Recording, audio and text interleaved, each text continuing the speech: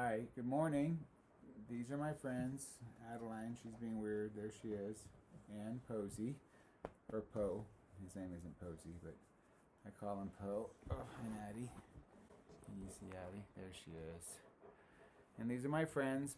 Poe's big, Addie's medium sized. And Poe's he's 10 years old this month. I can't believe it. Oh, I don't like it when my big old dogs get old. And this is Addie being, I think she's actually older than Poe, but we got her from the Humane Society, and I don't think they told us the truth about how old she was. Well, okay, so I'm not there. You know this, and hopefully I'm out doing my things. And I'm going to read to you a little bit this morning, and then I'm going to outline a couple of things for you to do. And I think you'll be able to do all the things that I set up for you today. But it's going to be a pretty normal day. And I'll be adding videos to this. So it'll be a little segmented video. Okay? I wanted Poe to sing for you, so maybe he will. Hold on a second. Posey, can you sing a song? Posey. Posey.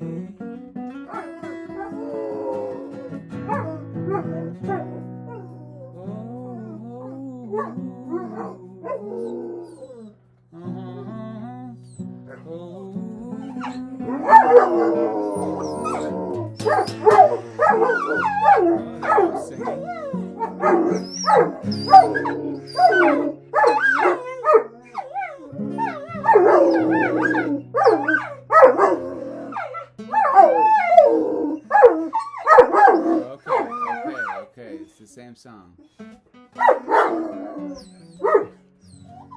Woo, that's really intense on my end. He can stop me from singing.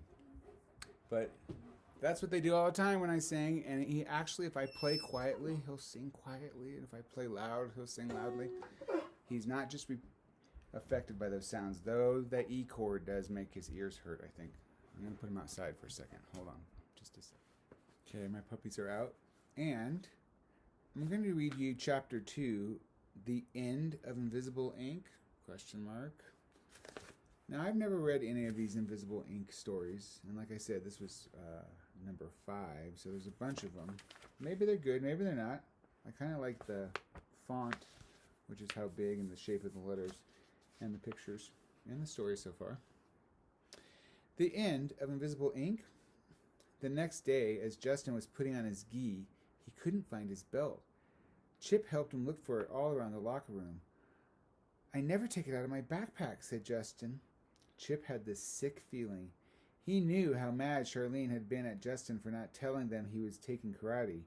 And when they went out to the dojo floor, Justin ran up to Charlene. I've got a customer for invisible ink? Charlene looked so excited. Who? We'll be so good now that we know karate. Me, said Justin. Somebody stole my belt. Charlene made a face. That's not much of a mystery. Maybe you left it at home. Chip gave Charlene a funny look, but of course she couldn't tell. Nobody could tell when Chip made a face. Remember, Chip is invisible. And there's a picture of all of them. And Chip is invisible. But he still gets his hair cut. How does he do that? I think if you're invisible, you'd have some crazy hair or a shaved head. I put a lot of sweat into my belt, said Justin. I'd like to clobber whoever took it. Justin, said Sensei Bobby, who was about to start class. You of all people should know that karate isn't just about fighting. I don't like that kind of talk in our dojo. Remember the dojo rules. No taunts, no put-downs. What's the problem? My belt is gone, said Justin. Your belt is very important, said Sensei Bobby. You were supposed to take care of it. I know, said Justin. I've had that belt since my very first karate class. I can give you another one, but please, return it when you find your belt. Justin put on a new belt, but it didn't feel right. Twice during class it came untied, and Justin had to kneel down to retie it. The third time it happened, Sensei Bobby became impatient. During kata, A combination of movements, punches, and blocks, Justin kept turning in the wrong direction. Normally, he could do his kata without thinking. I loved kata. They were really fun. Nothing went right for Justin all during practice. And finally, after class, Chip said, "I'm calling a meeting of the Invisible Ink. Charlene, please come here now." "You promised to come to my house," Tonya said to Charlene. "Yeah, I did," said Charlene. "Chip, let's meet tomorrow, okay?" "Not okay," said Chip. "Justin, I've got something to tell you, and that's why Invisible Ink has to meet today." "Oh, just say what you want to say," Charlene said bossily. "Tonya and I want to practice our kata." So here he is, messing up his kata.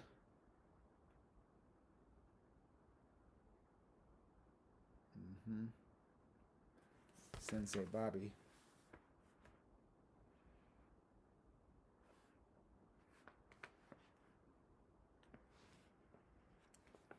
"All right, Charlene," said Chip. "I was trying to keep this private, but you want it out in the open? Tell Justin why you took his belt." "Why I did what?" shouted Charlene.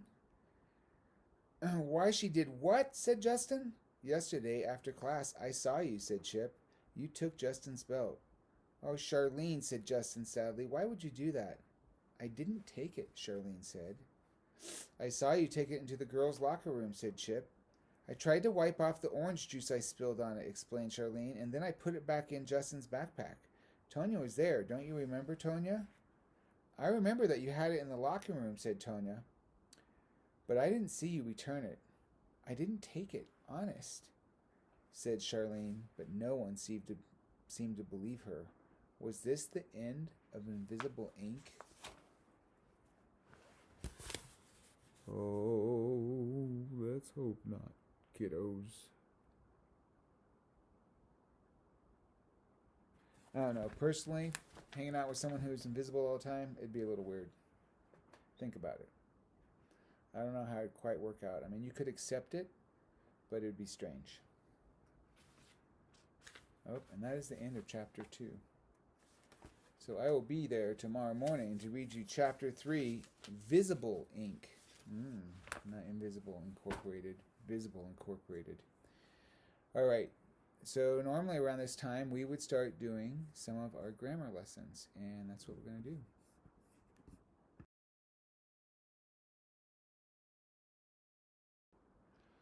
Okay, I hope this video is not too dark. It looks a little dark to me, but that's just the lighting I have in my house right now. So we are going to do lesson 32. Yesterday we did lesson 31, and lesson 31, if you remember, was about pronouns also, like this one, but yesterday was subject pronouns, like the subject of a sentence, and we changed it. Words like I, you, he, she, it, we, they. They were always the subject of a sentence, and we changed them into a pronoun. We're today working with object pronouns, which is actually the same thing. We're just replacing nouns, any noun in a sentence, with a pronoun. So, for example, Carrie comes to a word that she does not know. She studies it for a long time, but she still cannot figure out what the word means. Write the pronoun in bold type that comes after the action verb takes the place of the underlying noun. So here's the underlying noun, a word, and what's the pronoun after that? She. She.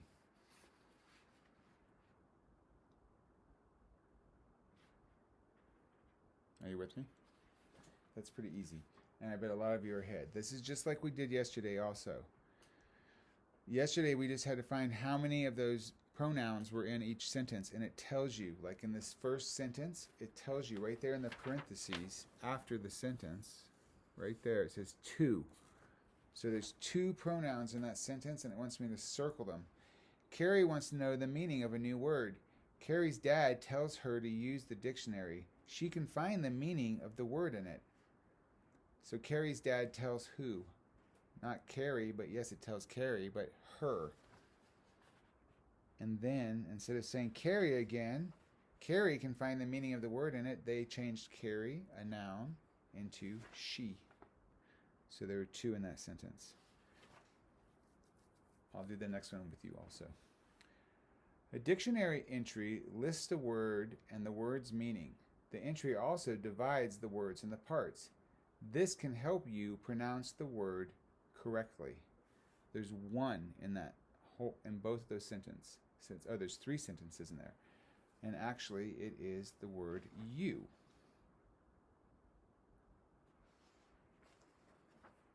Right there.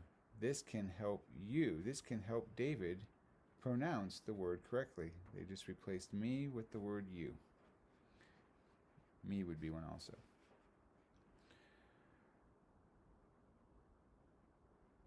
I think you can finish the rest of that. And back on this second side, same as yesterday, you're going to use that word bank to fill in these blanks. Write a pronoun from the word bank to complete each sentence correctly. You will use some pronouns more than once. So you're not going to use the same one over and over and over and over. Noah Webster was a teacher in the late 1700s. Words always interested it? No, interested him. So I'm going to write the word him there. But I'm not going to cross that word out because I might use him again. I want you to complete them just like that. And if you don't know, it's like I always say it out loud, and you often will know. If I would have said, words always interested we, I'd be like, no. Words always interested they, no. You know, words always interested you, that makes sense, but we're not talking about you, we're talking about Noah Webster. It said that right before that, so it doesn't make sense. So if you say them, it'll often make sense to you. That is what I'd like you to complete. And no journal prompt. I could be really funny and say, what? Write a journal prompt for Mr. Dave. Why don't I do that? I want you each to write me a journal prompt. Make one up. See if you can find a good one. I'll put them in little pieces of paper and I'll draw from them and I'll answer them once in a while. So that's your job this morning. Finish lesson 32 and write a small short journal entry, at least 3 to 5 sentences, a journal prompt for your teacher. So write the journal prompt and tell me why you think it's a good one. All right, I'll be back in a moment for some more exciting videos.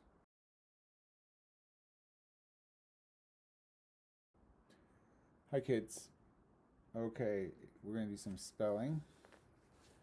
I want you to complete all the spelling done today. No, I'm kidding. We probably won't have a spelling test because we got a day cut off this year. So Thursday, unless I'm feeling pretty well about you, which you may be doing just fine on this, we'll see on Thursday what happens. I don't always like to say what happens because sometimes you go faster or slower at other times and slower and faster at other times. So we'll just play it by ear, but we lost a whole day this week, or we gained a day to play. So today in spelling, we're going to do page 154. It says connections to reading. It's the one that has like a word bank at the top and 2 pennies. Pennies worth 1 cent each. It looks like this. It is page 154. Now the first one, it says categorize words, and those are the answers for 1, 2, and 3. And so we're looking for words that put things in a category. So dime, nickel, one of these words is like a category that a dime and a nickel could be in. They're both cents. So cent with a C, C-E-N-T is the answer for number 1. C-E-N-T. Cent. That was pretty easy. I bet you got that. Number 2, same thing. We're looking for a word that is kind of in this category. Fly, drive, great. No, it's obviously sail, because you can sail and you can fly and you can drive. So number 2 is sail, which is like a sailboat. S-A-I-L. Sail.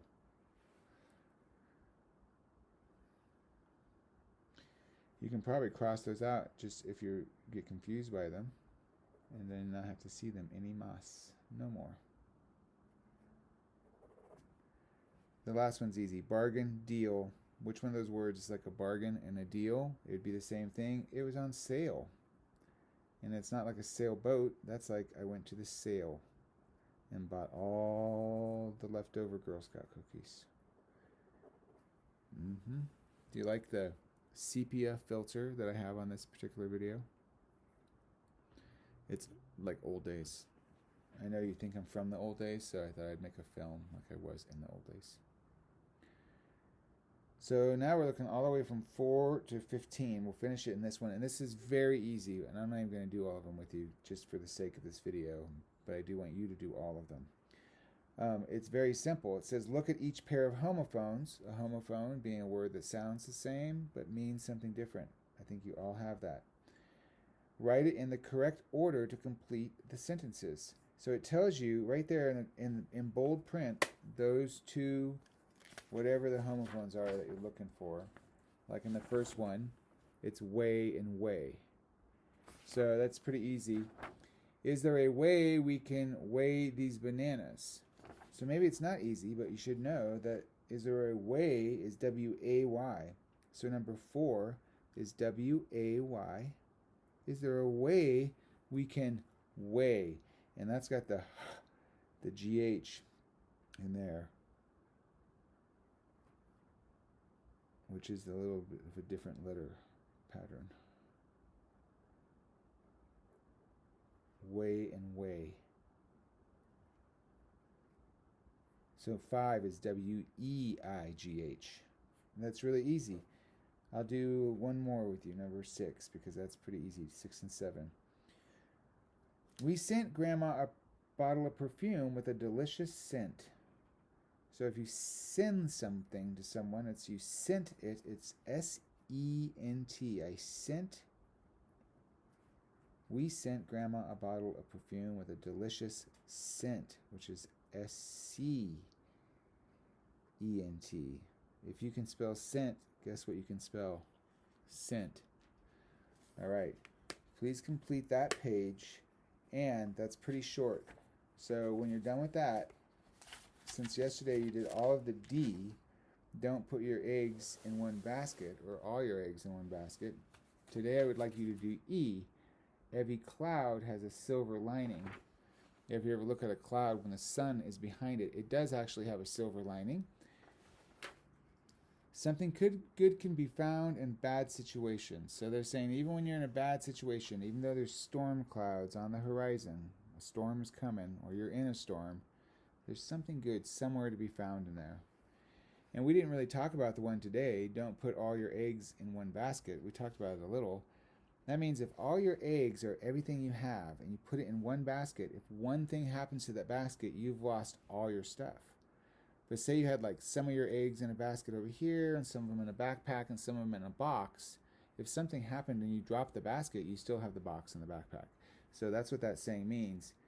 Sometimes it is good to put all things together, but sometimes it's good to put those valuable things in different areas so you don't lose it with one fell stroke. All right, so there's a lot of words. Please do. Letter E.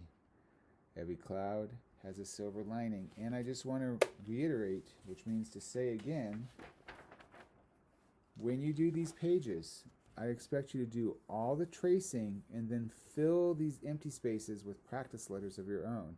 That's where you're really going to learn how to make those letters. Tracing is going to kind of help, but it's really going to help by making your own. And if you did like the capital, capital, capital, capital, capital, and then immediately skip down and did them down here, that would probably be even easier. You know, just do the capitals, do the capitals. Do the lowercase, do the lowercase. Then they have those words for you to practice, and that's where you're going to practice bringing the letters together and forming words. And most of those letters are connected that way. And it's pretty cool. And I know it's hard now, but it will become easier. And then it's kind of like flowing. It feels good. You just kind of like, all your writing is like these little loops and stuff. Don't get discouraged. You're working really hard. Thank you.